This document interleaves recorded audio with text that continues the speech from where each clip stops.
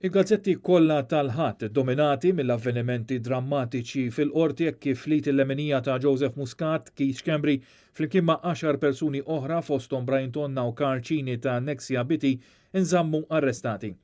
Il-gazzetta Il-Mument fil-faċċata b'ritratt ta' Keith Schembri u titlu Minn Kastilja għal ħabs ta' Kordin. Il-gazzetta għandha rapportaġġ estensiv mill-ġurnalisti tal-Kamra tal-Aħbarijiet matul il-ġurnata ta' qabel. The Sunday Times ukoll b'ritratt ta' Keith Schembri bit-titlu Drama in Court as Schembri and 9 others denied bail.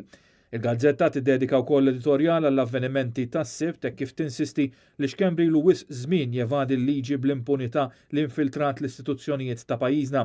Il-proċeduri tal-qorti kompla l-editorjal ma kienux ikunu possibbli jekk mhux għal persistenza tal-ex-kap tal-Partit Nazzjonalista Simon Busuttil biex jinfetħu żewġ inkjesti maġisterjali.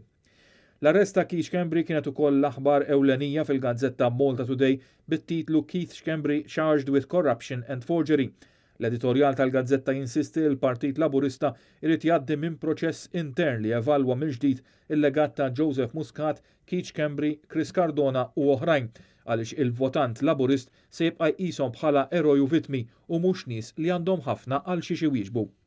The Malta Independent on Sunday ukoll għandha l-istorja ewlenija dwar il-proċess fil-qorti bit-titlu Keith Schembri among 11 charged with money laundering remanded in custody.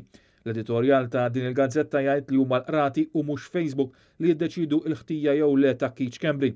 Dan preferenza għal post twila fuq Facebook fl-aħħar jiem tal-istess Schembri li attakka il-proċess ta' qrati.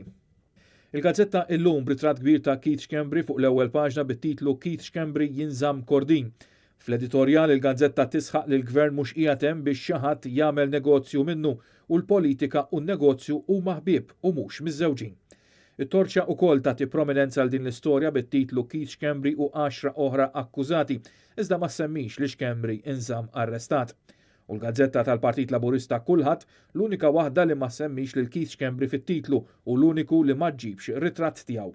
Sarattant fil-waqt li l-avvenimenti tas-sibt iddominaw l-istampa lokali u nataw rapportaġġ fuq media internazzjonali fosthom The Guardian u Euronews, il-programm ta' analiżi tal-gazzetti fuq l-istazzjon Laburista injora għal kollox l-istorja ewlenija tal-aħħar 24 siegħa u isem Keith Schembri għajlat l-issem fi programm ta' aktar minn siegħa f'tentattiv mill-Partit Laburista u l-Gvern biex jippruvaw inessu l-fatti xokkanti li ħarġu tul il-jum tas-sibt.